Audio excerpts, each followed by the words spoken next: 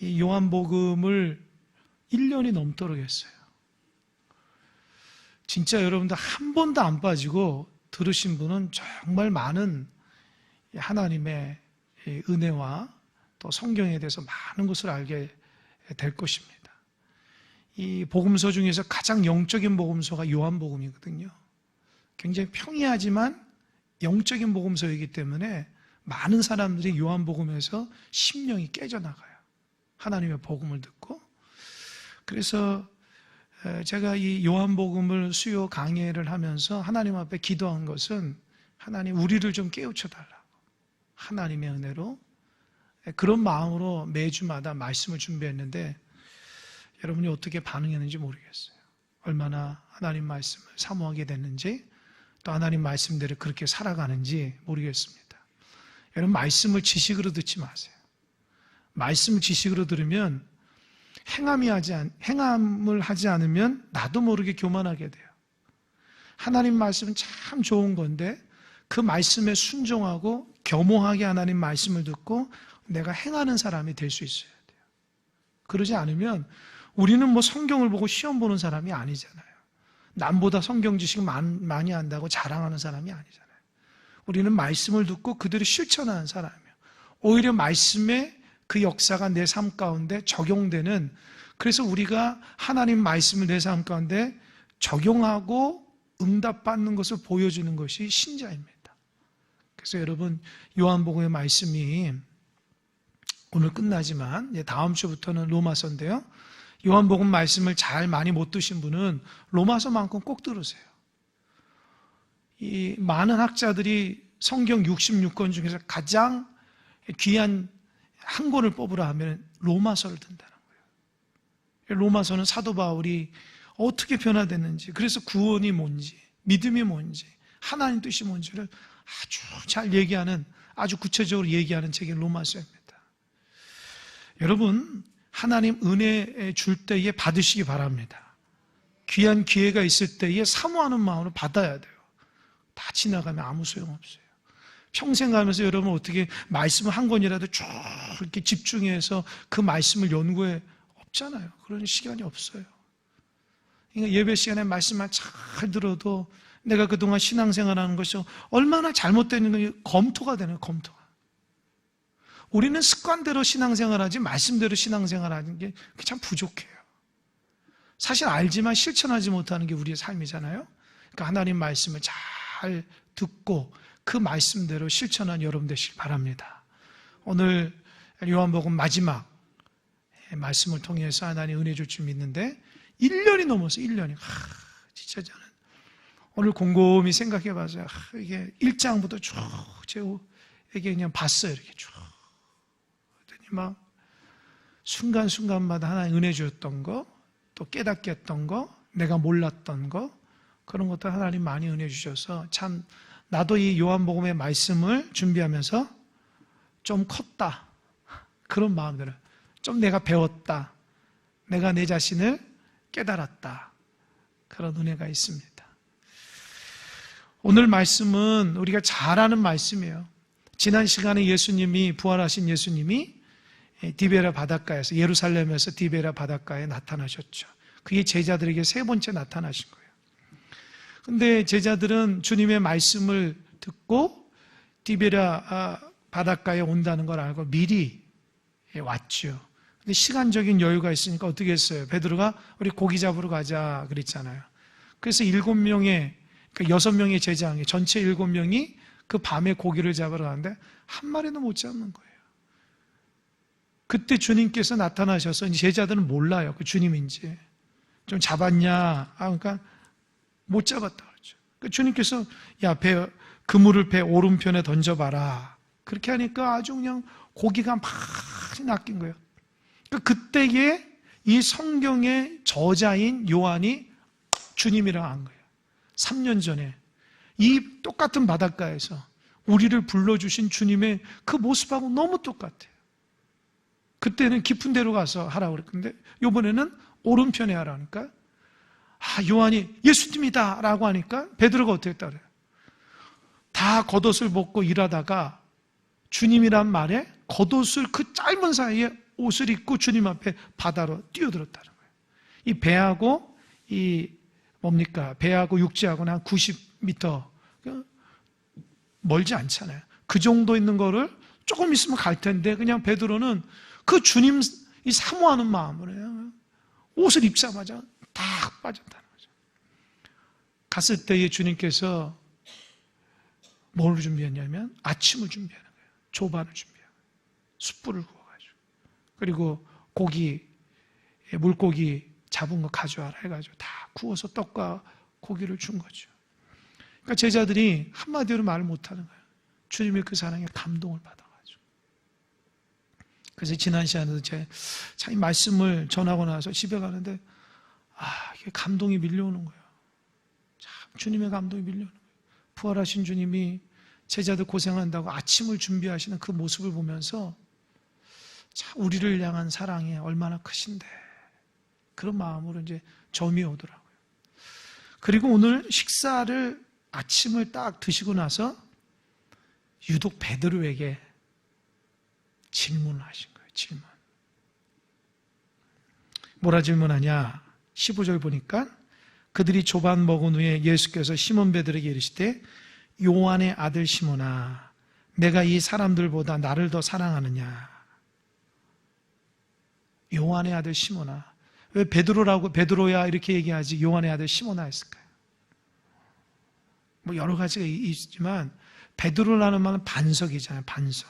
근데 베드로는 마지막 순간에 예수님을 3번이나 부인했기 때문에 반석의 신앙을 놓친 거예요. 그러니까 원래 상태로 원래 모습으로 돌아가서 요한의 아들 시몬아 단도직입적으로 요한의 아들 시몬아 주님이 너가 이 사람들보다 나를 더 사랑하느냐? 여러분 이것도 이제 그 작년 12월 마지막 주일에 설교한 부분이에요. 이 부분은 기억나시는지 모르겠어요. 왜 주님은 나를 사랑하니라고 묻지 않고 이 사람들보다도 나를 사랑하냐 얘기했을까요? 주님은 자꾸 비교하면서 우리를 평가하시는 분일까요? 예? 그런데 왜 이런 질문을 하셨을까요? 너가 이 사람들보다도 나를 더 사랑하느냐? 왜 이런 질문을 했을까요? 이 질문은 베드로가 너무 듣기 힘든 질문이에요. 왜냐하면 예수님 십자가에 달려 돌아가시기 전에 베드로가 늘 주님 앞에 얘기하기를 뭐라 했냐면은 모든 사람이 다 버려도 나는 안 버리겠습니다, 주님. 주님이 고난에 대한 얘기를 했을 때에 모든 사람은 다 도망가고 모든 사람은 다 버려도 나는 안 버리겠다고. 그렇게 자신만만하겠다. 그런데 어때요? 결정적인 순간에 예수님 부인하고 도망갔잖아요. 그러니까 주님이 지금 주님이 그 얘기를 너가 다른 사람들보다 나를 더 사랑하느냐고 하는 것은 너 날마다 입으로 다른 사람은 주를 버릴지라도 나는 주님을 버리지 않겠다고 또 그런 얘기했지. 그 말하고 똑같아요. 그 말은 예수님이 드러내놓고 너 나 배신했지 이렇게 얘기 안 하고 가장 베드로가 지금 마음속에 담고 있는 어찌 보면 상처, 어찌 보면 그 마음에 주님에 대한 너무너무 죄스러움, 자기 자신의 실망 안에 자리 잡고 있는 건 주님이 딱 터치한 거예요. 여러분, 사람이 우리가 인생을 살다 보면 사람마다 다 약점들이 있어요. 그죠? 저도 약점이 있고 여러분도 약점이 있다고요. 누가 약점을 탁 건드리면 우리는 어때요? 여러분 어때요? 약점을 건드리면 어때요, 여러분? 움츠리죠? 약점을 안 보이려고 움츠린다고. 그 오히려 반대로 얘기한다고. 그죠? 약점을 드러내지 않고 그 약점을 숨긴다고요. 그리고 약점을 보호한다고요. 그리고 나도 모르는 사이에 거짓말을 하고 나도 모르는 합리화를 시킨다는 거예요. 그죠? 그게 우리들의 모습이에요. 지금 주님이 약점을 딱 지적한 거예요. 아주 중요한 혀를 딱 집은 거예요. 베드로는 주님 누구보다도 사랑했던 사람이에요. 누구보다도 앞장섰던 사람. 그러니까 자기 마음과 자기 행동이 주님을 사랑한다고 늘 자기 자신한테 그렇게 자부심을 느꼈던 사람이에요. 그런데 결정적인 순간에 주님을 배반했잖아요. 여러분 혹시 살아가면서 이런 경험했는지 모르겠어요. 나는 그동안 믿음의 사람이다 생각하는데 결정적인 순간에 믿음이 싹 없어지는 거예요.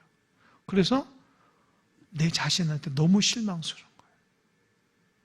이야, 이게 뭐냐?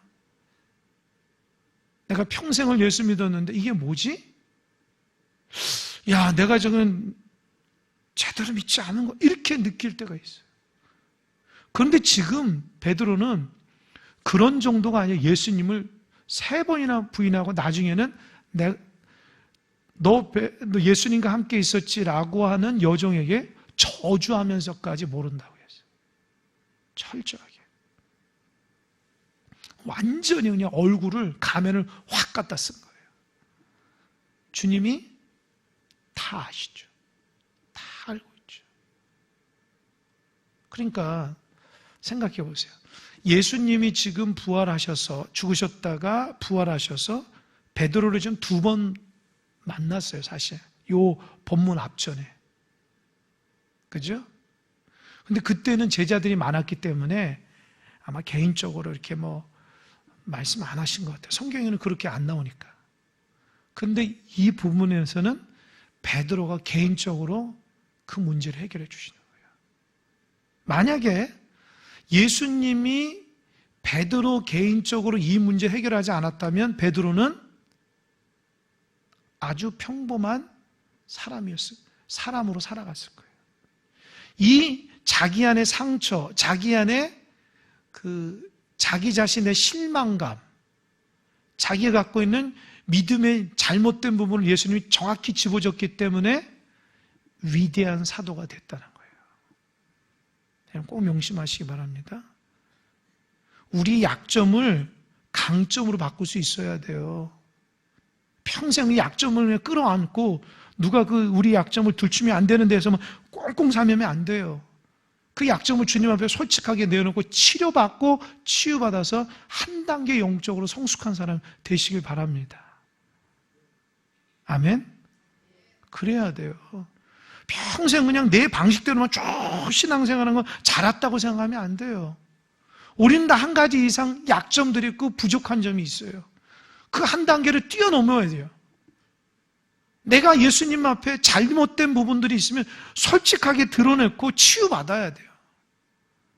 치유받지 못하고 평생을 살다 보면은 나는 잘 믿는 것 같은데 결정적인 순간엔 또 예수님 모른다 할 수 있고 예수님의 방법대로 살아가지 않아도 잘 산다고 자부한다고요.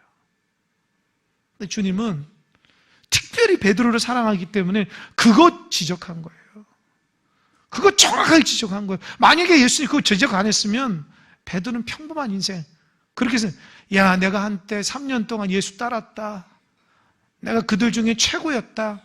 늘 옛날 자랑만 하고 다녔을 거예요. 꼭 명심하시기 바랍니다. 은혜가 이어져야지 은혜가 이어지지 않으면 한때 과거에 잘했던 것만 자랑한다고요. 과거는 과거일 뿐이에요. 지금 현재의 모습이 더 중요한 거예요. 그잖아요. 내가 12명 중에서 예수님 나 제일 사랑했어. 내가 누구보다 다 앞장서서 얼마나 능력 많이 행한지 몰라. 근데 지금은 여러분 지금의 신앙이 충만해야 됩니다. 아멘? 과거를 먹고 살아가면 안 돼요. 지금 현재 주님의 은혜 가운데 충만하시기 바랍니다. 지금 내가 충만하고 기뻐하고 감사해서 내 신앙이 은혜 가운데 막 차고 넘쳐야지. 과거 좋은 거 누가 인정이나 해줘요? 아무 인정 안 해줍니다. 지금 우리의 모습이 하나님께서 인정하는 모습이 된다라는 거예요. 근데 이 사랑이라는 말이 세 가지가 나오거든요. 세 번 나와요, 세 번. 근데 우리는 이제 한글 성경에는 사랑하느냐, 사랑하느냐, 사랑하느냐 하지만 베드로가 내가 주님을 사랑하는 줄 하면서 이 사랑이라는 단어 세 번 쓰잖아요. 이 헬라어 원문에는 달라요. 이 사랑이라는 개념이. 여러분, 우리가 뭐 자녀에 대해 사랑이 있고, 부부간의 사랑이 있고, 뭡니까? 남녀간의 사랑이 있고, 뭐 신과의 사랑이 있고, 친구간의 우정이 있고, 그러잖아요. 이 사랑이란 단어 헬라어는 예수님이 너가 나를 사랑하냐 했을 때에 아가파오라는 이 사랑의 단어를 쓰는데 그게 뭐냐면 신적인 아주 고차원적인, 그러니까 어떤 상황일지라도 절대적으로 하나님을 사랑하느냐 그런 의미가 있어요. 그러니까 15절 보면 너가 이 사람들보다 나를 더 절대적으로 진짜 변치 않게 고차원적으로 이렇게 사랑할 수 있느냐 이렇게 질문하신 거예요. 그런데 이르되 주님 그러나이다. 내가 주님을 사랑하는 줄 주께서 아시나이다 했을 때에 베드로가 얘기하는 사랑은 신적인 사랑이 아니라 필레오, 인간적인 우정, 인간적인 사랑 정도로 생각한 거예요. 그러니까 이 헬라어 원문을 모르면 베드로는 정말 예수님을 정말 사랑했다 이렇게 하는데 원문으로 보면 예수님은 정말 신적인 사랑, 변함없는 사랑을 얘기하는데 베드로는 인간적인 사랑, 내가 주님을 인간적으로 굉장히 신뢰하고 좋아하고 그럼 이런 정도로 얘기한 거예요. 그래서 예수님 세 번 얘기하지 않았는가 생각은 또 왜 세 번 같은 걸 질문했을까요? 베드로가 예수님을 몇 번 부인했죠? 자, 세 번 부인. 그러니까 예수님은 베드로의 상처를 세 번 치료해 준 거예요. 평생 내가 세 번 주님 앞에 모른다.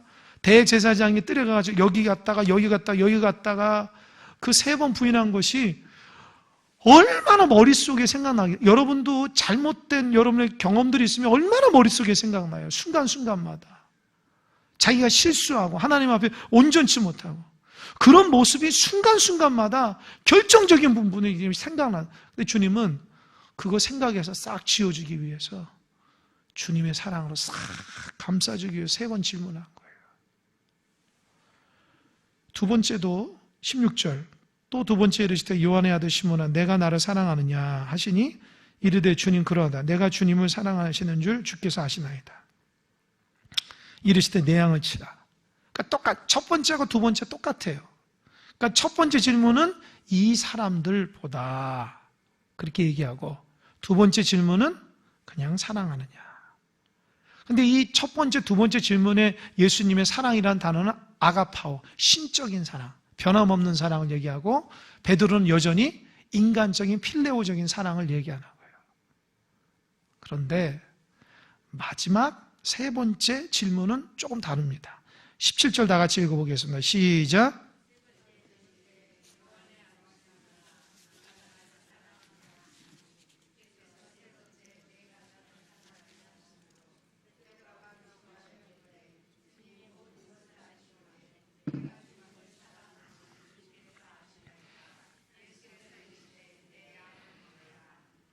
네. 첫 번째, 두 번째 예수님의 사랑이라는 단어 아가파오였는데 베드로는 여전히 필레오라는 얘기를 하는데 세 번째 예수님의 사랑은 아가파오가 아니에요. 필레오. 베드로가 대답한 것 가지고 그래 그 사랑으로 나를 사랑하니? 지금 이렇게 얘기하는 거예요. 그러니까 17절 보면 세 번째 내가 나를 사랑함으로 하심으로 베드로가 어떻게 했어요? 근심했다는 거예요. 아니 사랑하느냐 세 번을 얘기했는데 세 번째에서 근심한 게 뭐냐?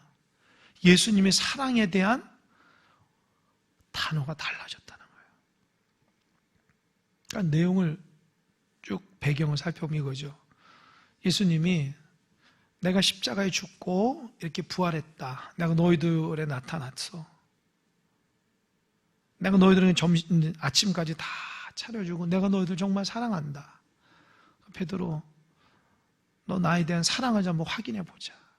너 정말 어떤 상황이죠? 이 사람, 어떤 사람들보다, 이 사람들보다라는 것은 사람도 있지만 상황도 있고 여러 가지 세상적인 가치관이 다 들어가는 거예요.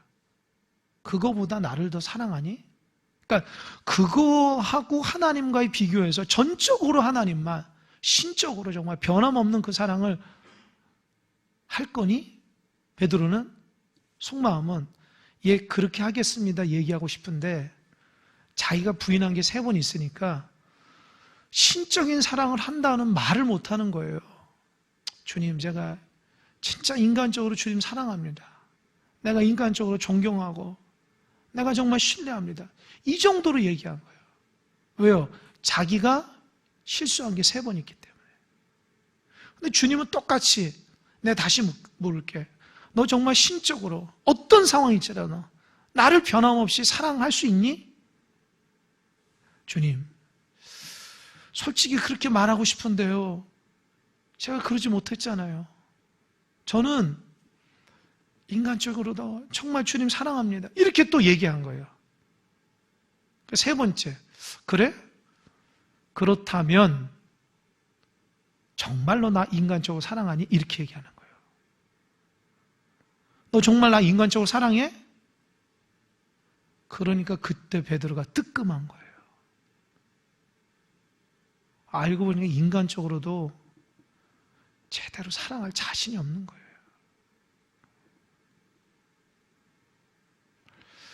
참 주님이 베드로의 그 마음을 다 읽었어요. 다 읽었어요.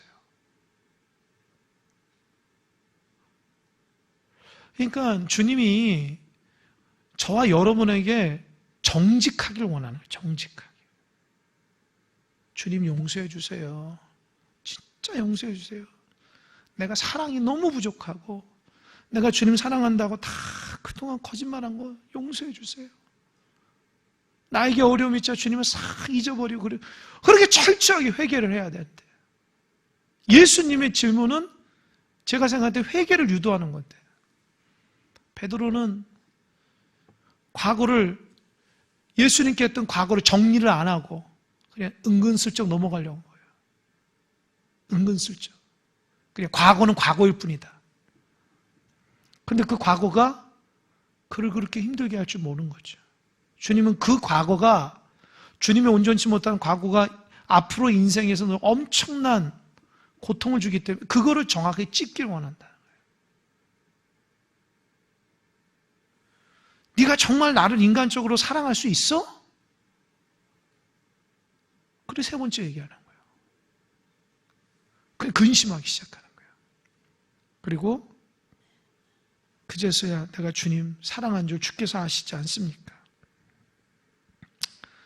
그제서야 자기의 주님에 대한 사랑이 얼마나 부족하고 연약하고 그걸 알았다는 거죠.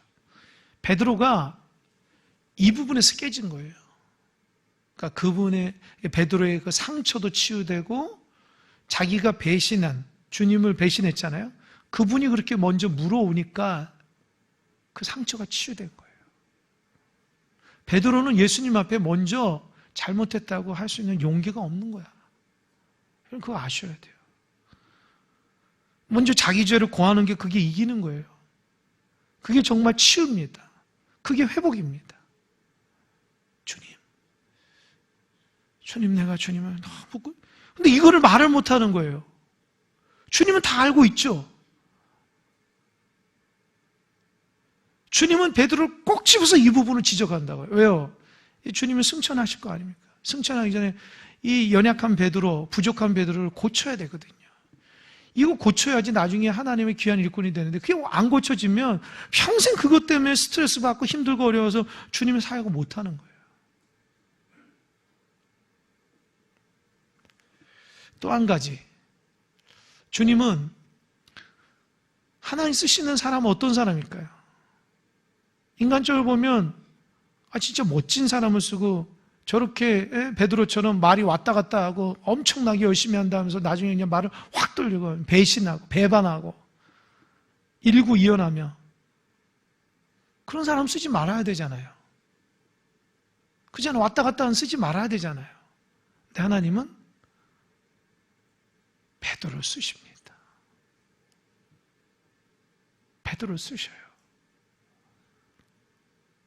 인간적으로는 그런 사람을 쓸 수가 없는데 주님은 쓰신다고요. 그 말은 뭘까요? 여전히 주님은 베드로를 사랑하고 신뢰하고 있다는 거예요. 그가 여전히 부족하지만. 우리도 마찬가지예요. 뭐 저나 여러분이나 뭐 베드로하고 다를 게 뭐가 있어요?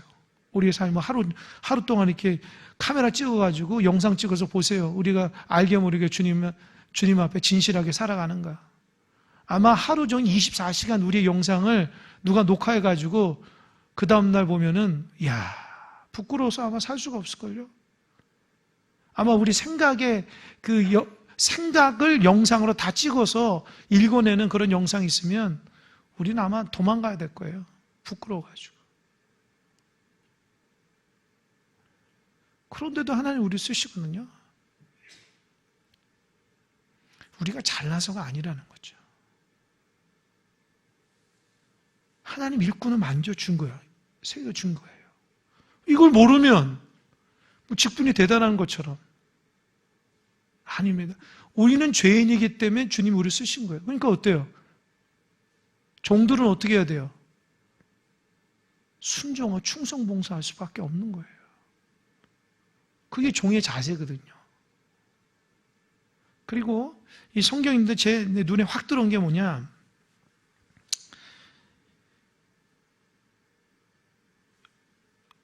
어린 양을 먹이라고 그러죠. 어린 양을 먹이라고 그랬죠. 내 어린 양. 그죠? 내 어린 양을 먹이라고 그랬죠. 예를 들어서 이렇게 하죠. 너 앞으로 많은 백성들에게 전도해라. 이런 말하고 똑같죠. 근데 왜 주님은 내 어린 양을 먹이라고 했을까요?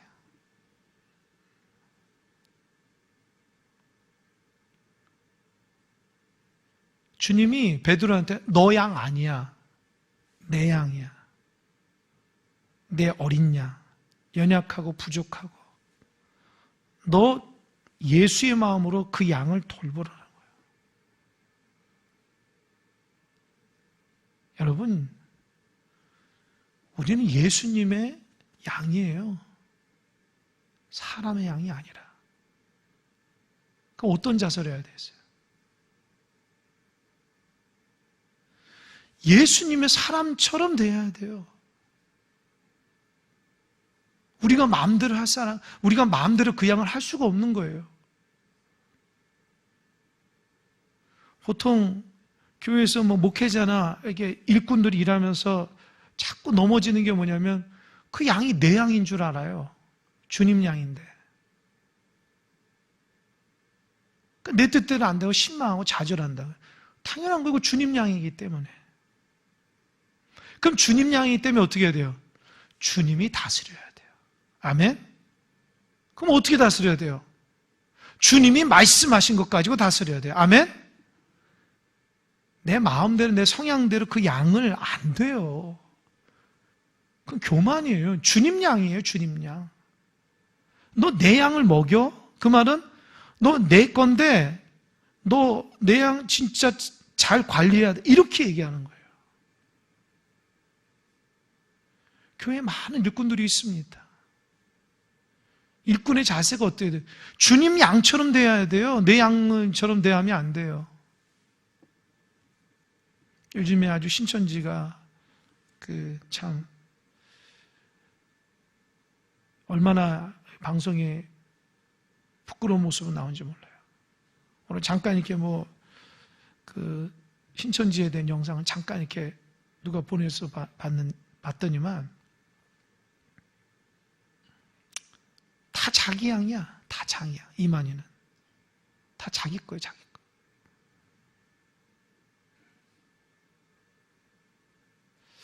자, 그러니까 사람들을 현혹하는데 사람들도 이렇게 제가 볼 때는 우리가 그러잖아요. 저 사람 저 신천지를 어떻게 저렇게 많을까? 저렇게 어리석은 사람이 있을까? 아닙니다. 미혹의 영에 사로잡히면 그렇게 되는 거예요. 미혹의 영이라는 게 그렇게 영적으로 악한 것이 우리를 탁 가리면 그렇게 될 수밖에 없어요. 그러니까 우리도 영적으로 무장하셔야 돼요. 신천지 배운 사람 많아요. 교회 열심히 다 많다고요. 오히려 그 사람들은 몇십만 명 있는데 전부 다 일당백의 정신을 하는 거예요. 근데 그게 미혹의 영이 탁 가는데 그러잖아요. 뭐 14만 4천이 돼야지 뭐 이렇게 자기 왕국이 일어난다. 그러니까 인터뷰하는 거 보니까 14만 4천이 탁 되면은 뭐 나는 저기 나라를 갖고 나는 뭐 저런 차를 타고 나는 뭐 저 연예인을 내 무슨 뭐 하인으로 삼고 뭐 그런 인터뷰가 있더라고요. 뭐 보신 분이 있을 거잖아요. 제가 그거 보고 깜짝 놀랐어요. 그러면 그렇게 열심히 하고 열심히 하나님 성경하고 전도하는 게 다 자기 이기적인 것을 채우기 위해서 참았던 거예요. 제가 깜짝 놀랐어요. 말 그대로 14만 4천이라면 하나님 나라를 이룬다면 그 거룩함과 윤리적으로 도덕적으로 하나님의 가치관으로 있어야 되는데 그거를 참고 참아가지고 나는 저기 나라를 갖고 나는 저런 차를 타고 많은 사람들이 와가지고 그걸 주면서 나도 14만 4천에 들게 해달라고 그렇게 했다는데 그거를 나중에 될 것을 믿고 신천지들이 그걸 참았다는 거예요. 그렇게 될 줄 알고. 제가 아주 충격받은 거예요. 성경은 그런 가치관이 아닌데 어떻게 해서 저렇게 그러니까 그죠? 축복받으려고 고생한 거예요. 그러니까 그들은 축복받기 위해서 그렇게 열심히 한 거예요. 나중에 떵떵거리며 살려고. 여러분 성경에서 축복받고 떵떵거리며 살기 위해서 신앙생활하는 게 있나요? 그게 근본 가치관이 아니에요. 그러니까 거긴 또 머리가 좋아. 14만 4천이 2014년에 아마 다 채워졌대요. 그러니까 사람들이 막 이게 뭐냐 14만 4천 다 채워졌는데 그러니까 진짜 하나님이 원하시는 14만 4천이라 그때부터 더 열심히 전도했다는 거예요. 참 머리도 좋고 그것도 따라가는 사람들도 참. 그 하나님이 진짜 14만 4천이라니까 누구라겠어요? 그러니까 막 시험도 보고 막 뭐도 하고 전도 안 한 사람은 뭐 14만 4천에 못 든 사람이라고 하니까 이 사람들이 또 겁이 나가지고 쉽게 말하자면 그 사람들은 다 두려움에 사로잡혀서 그렇게 하는 거예요. 두려움에 떨어지면 지옥 갈 것 같고. 그러니까 잘못된 종교가 얼마나 인생을 파괴하는지 몰라요. 여러분 우리는 주님 뜻대로 살아가는 사람입니다. 아멘? 내가 축복받으려고 믿는 거 아니에요. 하나님 뜻 가운데 살아가는데 그것이 너무 좋기 때문에 그리고 하나님께서 우리의 부족함을 다 채워주실 줄 믿고 살아가는 거죠. 순서가 바뀌면 안 돼요. 순서가 바뀌면 축복 있다 그러면 다 글로 가버린다고요. 결국엔 어때요? 인생 망치는 거잖아요. 주님이 내 양을 먹이라는 거예요. 너 양 아니니까 너가 할 수 있는 최선을 다해서 하라는 거예요. 주님 보며 하라는 거예요. 주님 뭐 부끄럽지 않게끔 그렇게 살라는 거예요. 그러면 어떻게 하겠어요? 주님이 나를 회복시키는 그 사랑을 가지고 해야 된다는 거예요. 교회에서 많은 일도 하시고 뭐 구역도 하시고 교사도 하시고 찬양대도 하시고 뭐 남녀 선교도 하시고 일꾼들 보면 아주 속상하죠. 힘들죠. 내 마음대로 잘 안 돼요. 제가 누구보다도 잘 압니다.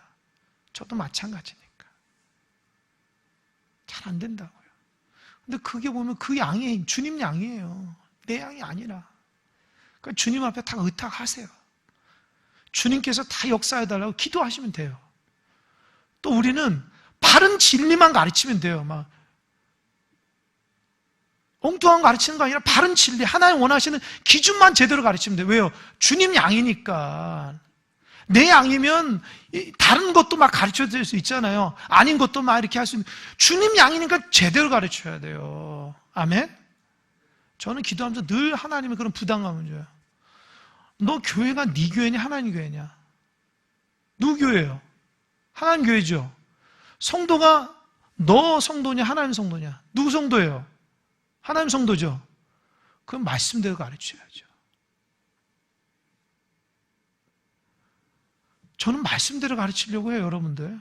여러분이 듣든지 안 듣든지. 왜냐면 여러분 하나님의 사람이니까 하나님 말씀 제대로 받아먹고 살아야죠. 인간적으로 하면 안 되잖아요. 하나님 양인데.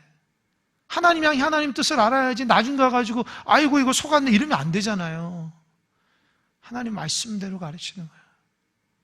하나님이 이렇게 얘기하는 거 이렇게 얘기하는 거예요. 하지 말라면 하지 말라 그러고 하나 하라면 하라 하고.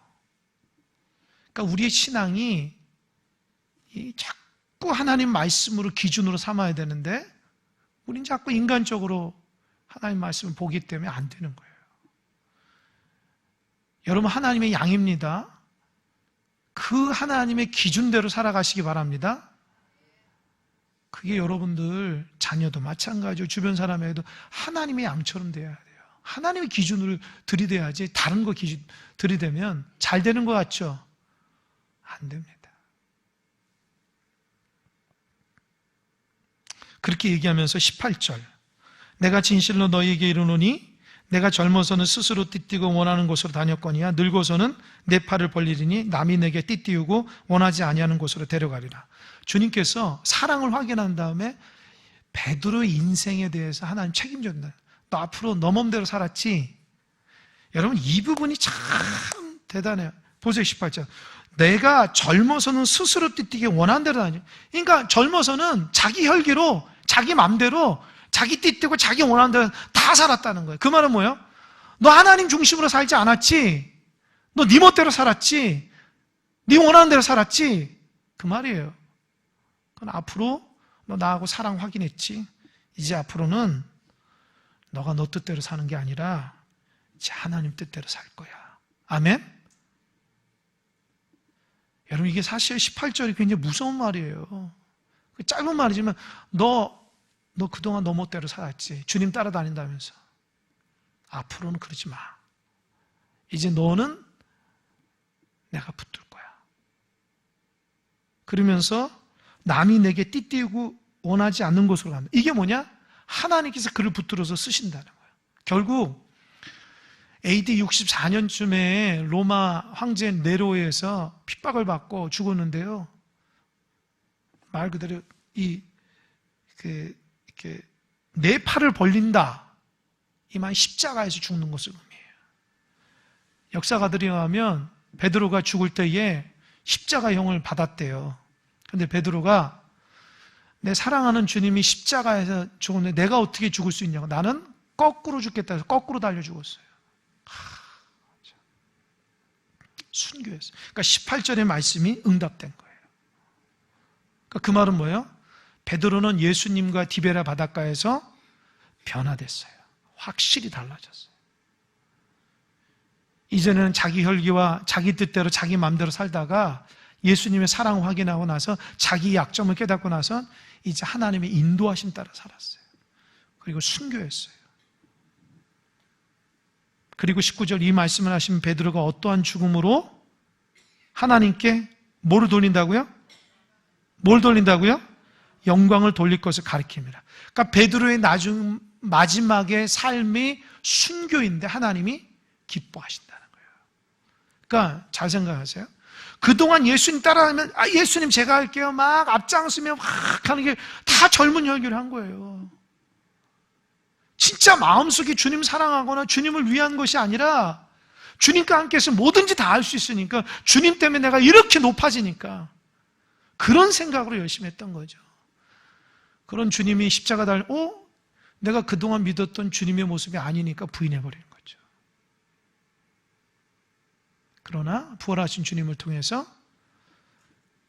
고난도 있다라는 것을 깨달은 거죠. 주님을 위해서. 그래서 순교도 그렇게 당당하게 신앙 고백하며 예수님이 십자가 달려서 내가 어떻게 그분하고 똑같았으니 거꾸로 죽은 거 거꾸로. 하나님께 영광 돌리는 최후의 삶을 살았습니다. 그리고 이 말씀을 하시고 베드로에게 이르실 때 19절 맨 마지막에 뭐라고 그랬어요? 나를 따르라. 큰 소리 한번 해보세요. 나를 따르라. 여러분 3년 전에 똑같은 장소에서 내가 너를 사람 낚는 업으로 만들어주리라고 했던 장면은 똑같아요. 저는 이 말씀을 묵상하면서 참 이 마음속에 뭐라 그럴까요? 이게 어떻게 표현할지 모르지만 그에게 3년이 어떤 삶이었는가. 원점으로 온 거예요, 원점으로. 제대로 3년 제대로 배웠고 제대로 주님 따랐으면 저 많지 갔을 텐데 3년 동안 자기 멋대로 사니까 원점에 다시 시작하는 거잖아요. 다시 시작하는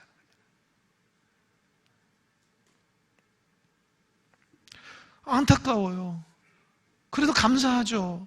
원점에서 다시 시작하니까. 여러분 허송세월하지 마세요. 인생도 그렇고 신앙생활도 허송세월하면 안 돼요. 열심히 한 것 같아요. 원점이에요, 원점. 하나도 달라진 게 없어요. 하나도 변화된 게 없어요. 하나도 주님 사랑은 더 커진 것도 없어요. 똑같아요. 그러면 안 됩니다. 달라져야 되고 변화돼야 되고 듣는 귀가 열려야 되고 반응하는 태도가 달라야 되고 하나님을 향한 순종의 자세가 있어야 되고 가치관이 달라져야 돼요. 삶이 달라요. 똑같이 매년마다 똑같고 요일 계절마다 똑같고 달마다 작년하고 똑같다면 얼마나 안타까운 거예요. 달라져야죠. 뭔가 달라지고 새로워져야죠. 오늘 시간이 좀 가더라도 요 뒷부분 하겠습니다. 20절 다 같이 시작. 베드로가 돌이켜 예수께서 사랑하시는 그 제자가 따르는 것을 보니 그는 만찬석에서 예수의 품에 의지하여 주님을 파는 자가 누구니까 묻던 자더라. 이에 베드로가 그를 보고 예수께 여쭤다. 주님, 이 사람은 어떻게 되겠사옵나이까? 저 좀 보세요. 베드로가 지금 은혜 받은 거잖아요. 주님 따라간다 하잖아요. 사람이라는 게 얼마나 웃긴지 알아요? 딱 은혜 받고 이제 주님 따른다는 거예요. 이제 자기 안에 상처가 치유됐으니. 근데 옆에 보니까 이 성경의 저자인 요한이 있는데 그 친구는 항상 주님 품에 안겨서 늘 주님 앞에 사랑받은 사람이에요. 그러니까 나는 주님 뜻에 따라서 이제 순교하는 그런 뉘앙스로 얘기하니까 자기가 이제 주님을 위해서 순교하는구나, 이제 따라가는구나. 근데 쟤는 어떻게 되냐는 거예요. 여러분, 신앙인들도 보이지 않는 시기심이 있어요. 말은 않지만 자꾸 경쟁한다고. 그런 거 안 좋은 거예요. 같은 직분이고, 같은 나이고, 같은 전도회고. 여러분, 우리 안에 그런 게 있으면 아주 초라하게 돼요. 은혜 받아도 자꾸 비교한다고요. 그 비교하지 말아야 돼요. 하나님이 비교한다고 좋아하질 않아요. 그냥 나는 나대로 하나님 앞에 영광 돌리면 됩니다. 근데 교회에서 보면은 자꾸 이렇게 비교해서 이제 신앙생활하고 때로는 상처도 받고 때로는 시기질 때문에 힘들어하기도 하고 다 교회마다 그런 게 있어요. 그냥 하나님과의 관계에서만 잘 아름답게 다듬으면 되는데 자꾸 비교한다고. 왜 그러냐? 믿음이 그만큼 안 되니까 그래요. 하나님 보지 못하고 인간적으로 자꾸 보니까 그러는 거예요. 그러니까 주님이 뭐라고 그랬어요? 22절 다 같이 시작. 예수께서 이르시되 내가 올 때까지 그를 머물게 하고자 할지라도 내게 무슨 상관이냐? 너는 나를 따르라 하시더라. 따라해보세요. 무슨 상관이냐? 그 말은 쓸데없는 생각하지 말라는 거예요. 아니, 제가 요한이라는 사람이 사도 요한이 어떻게 되건 또 다른 사람들, 그게 너하고 무슨 상관이냐? 너는 너가 하나님 앞에 받은 사명, 그 은혜만 잘하면 되지 않아? 왜 자꾸 비교하고 하나님만 야단 맞는 거예요, 야단 맞는 거예요. 비교하지 마세요. 뭘 비교합니까? 우리 초등학교 100점 맞고 90점 맞고 초등학교 1학년이 잘하는 게 그게 무슨 의미가 있어요? 우리는 하나님 앞에 잘해야지 사람 앞에 비교하는 사람이 아니잖아요. 그럼 최선을 다해서 잘하면 당연히 하나님께서 축복하시고 모든 사람이 존경하겠죠. 그거 안 되니까 자꾸 비교하면서 시기하고 질투하면 안 된다는 거예요. 잘 보세요. 베드로가 순교하는 거 있죠? 근데 여기서 뭐라고요? 요한이 머물게 하는 거. 그 말은 순교하지 않는다는 의미거든요. 그죠? 그러면 역사적으로 보면 베드로는 AD 64년에 순교하고 죽어요. 그리고 예수님의 제자들 중에 가장 오래 산 사람이 이 사도 요한이에요. 사도 요한. 오늘 본문에. 근데 이 본문을 기록한 의미가 있어요.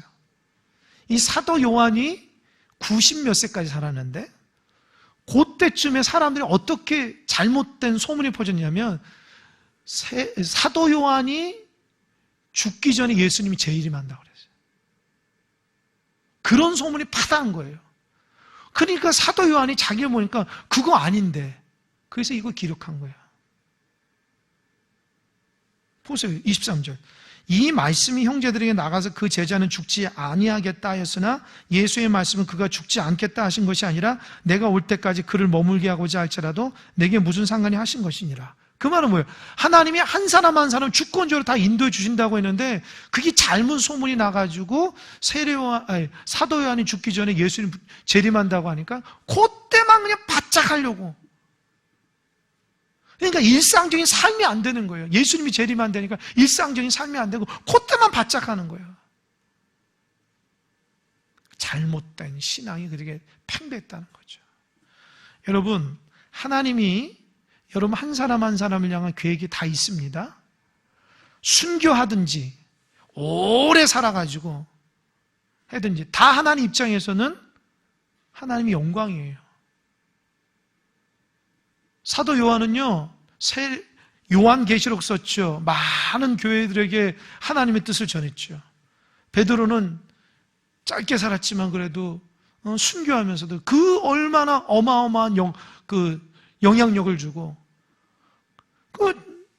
일찍 죽은 사람은 그 나름대로 하나님 사명을 한 거고 오래 산 사람은 오래 사는데도 하나님의 주권적으로 인도해 주신 거예요. 그러니까 절대로 비교하면 안 돼요.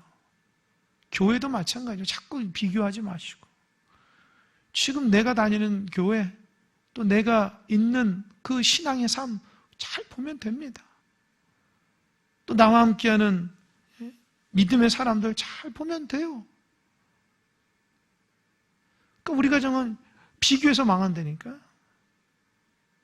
우리는 뭐 어떻고 저 다른 데는 어떻고 막 이런 게 너무 이렇게 하다 보면 이 중심적인 하나님의 가치관을 잃어버린다는 거예요. 그 말은 뭐냐면 너나 잘해라 이런 말이에요. 주님이 남 신경 쓰지 말고 너나 신앙생활 잘해라는 거예요. 저도 똑같이 여러분이나 잘하시면 됩니다. 남 신경 쓰지 않고 최선을 다해서 하면 되는 거예요. 그리고 마지막에 24절 이 일들을 증언하고 이 일들을 기록한 제자가 이 사람이라 우리는 그의 증언이 참될 줄 아는 이 사도 요한이 쓴 거를 참되다고 또 마지막에 딱 도장을 찍는 거예요.